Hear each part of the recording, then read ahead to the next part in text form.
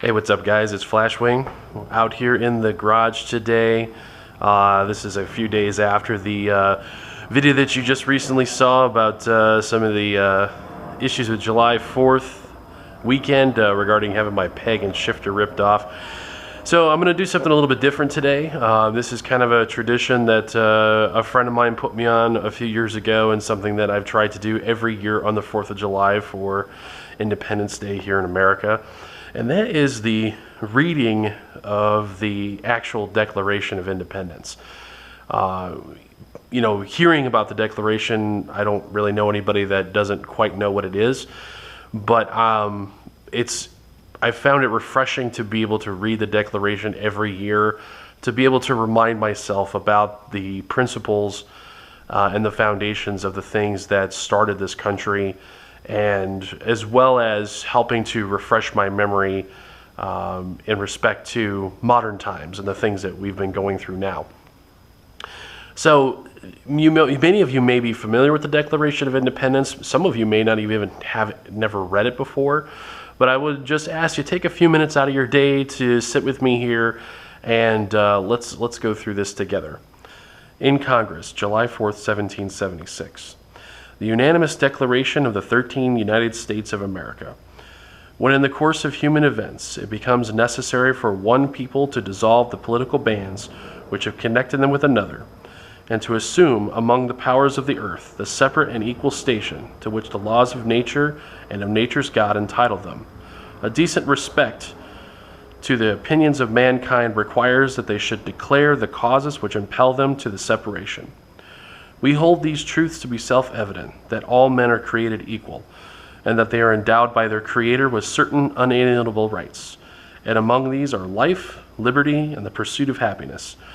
That to secure these rights, governments are instituted among men, deriving their just powers from the consent of the governed. That whatever any form of the government becomes destructive of these ends, it is the right of the people to alter or abolish it, and to institute new government, laying its foundations on such principles and organizing in its powers in such form as to them shall seem most likely to affect their safety and happiness. Prudence, indeed, will dictate that governments long established should not be changed for light and transient causes, and accordingly all experience hath shown that mankind are more disposed to suffer while evils are sufferable than to right themselves by abolishing the forms to which they are accustomed. But when a long train of abuses and usurpations, pursuing invariably the same object, evinces a design to reduce them under absolute despotism, it is their right, it is their duty to throw off such government and to provide new guards for their future security. Such has been the patient suffrage of these colonies, and such is now the necessity which constrains them to alter their former systems of government. The history of the present King of Great Britain is a history of repeated injustices and usurpations, all having in direct object the establishment of an absolute tyranny over these states. To prove this, let facts be submitted to a candid world. He has refused his assent to laws, the most wholesome and necessary for the public good. He has forbidden his governors to pass laws of immediate and pressing importance, unless suspended in their operation till his assent should be obtained, and when so suspended, he has utterly neglected to attend to them. He has refused to pass other laws for accommodation of large districts of people, unless those people would relinquish the right of representation in the legislature, a right inestimable to them and formidable to tyrants only. He has called together legislative bodies at places unusual, uncomfortable, and distant from the depository of their public records, for the sole purpose of fatiguing them into compliance with his measures. He has dissolved representative houses repeatedly for opposing with manly firmness his invasions to the rights or on the rights of the people. He has refused for a long time after such dissolutions to cause others to be elected, whereby the legislative powers, incapable of annihilation, have returned to the people at large for their exercise, the state remaining in the meantime exposed to all the dangers of invasion from without and convulsions within. He has endeavored to prevent the population of these states for that purpose, obstructing the laws for naturalization of foreigners, refusing to pass others to encourage their migrations hither, and raising the conditions of new appropriations of lands. He has obstructed the administration of justice by refusing his assent to laws for establishing judiciary powers. He has made judges dependent on his will alone for the tenure of their office and the amount and payment of their salaries. He has erected a multitude of new offices and sent hither swarms of officers to harass our people and eat out their substance. He has kept among us, in times of peace, standing armies without the consent of our legislatures. He has affected to render the military independent of and superior to the civil power.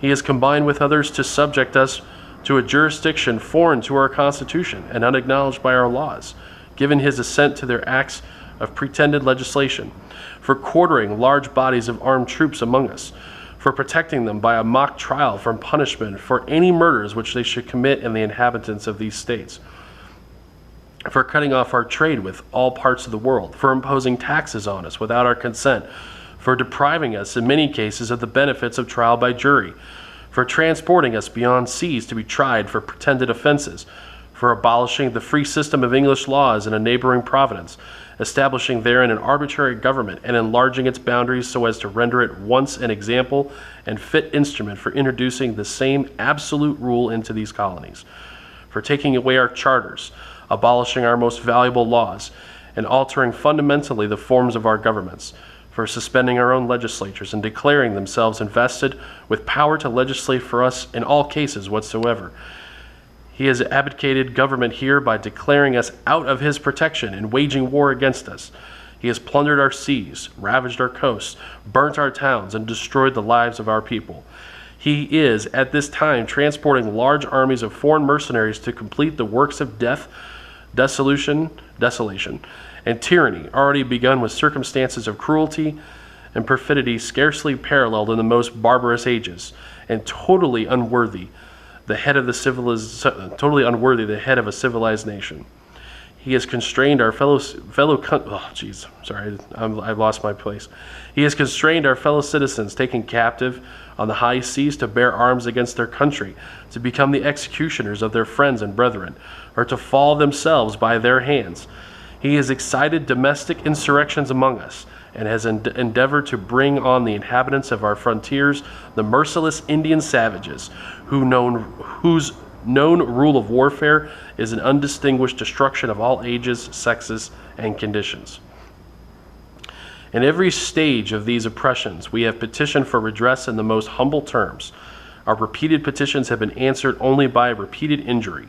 A prince whose character is thus marked by every act which may define a tyrant, is unfit to be a ruler of a free people. Nor have we been wanting in attentions to our British brethren. We have warned them from time to time of attempts by their legislature to extend an unwarrantable jurisdiction over us. We have reminded them of the circumstances of our emigration and settlement here. We have appealed to their native justice and magnanimity, and we have conjured them by the ties of our common kindred to disavow these usurpations which would inevitably interrupt our connections and correspondence. They too have been deaf to the voice of justice and of consanguinity. We must therefore acquiesce to the necessity which denounces our separation and holds them as we hold the rest of mankind, enemies in war and peace and friends. We therefore, the representatives of the United States of America and General Congress, assembled, appealing to the Supreme Judge of the world for the rectitude of our intentions, do, in the name and by the authority of the good people of these colonies, solemnly publish and declare that these united colonies are and of right ought to be free and independent states, that they are absolved from all allegiance to the British Crown, and that all political connection between them and the state of Great Britain is and ought to be totally dissolved, and that as a free and independent state, they will have full power to levy war, conclude peace, contract alliances, establish commerce, and to do all other acts and things which independent states may of right do. And for the support of this declaration, with a firm reliance on the protection of divine providence, we mutually pledge to each other our lives, our fortunes, and our sacred honor. I apologize if I had a couple mispronunciations there. This is an incredible document, and it's important to comment only very briefly on the very last line about pledging their lives, their fortunes, and their sacred honor, because the men who signed this Declaration of Independence knew going into it that it was very likely a death sentence.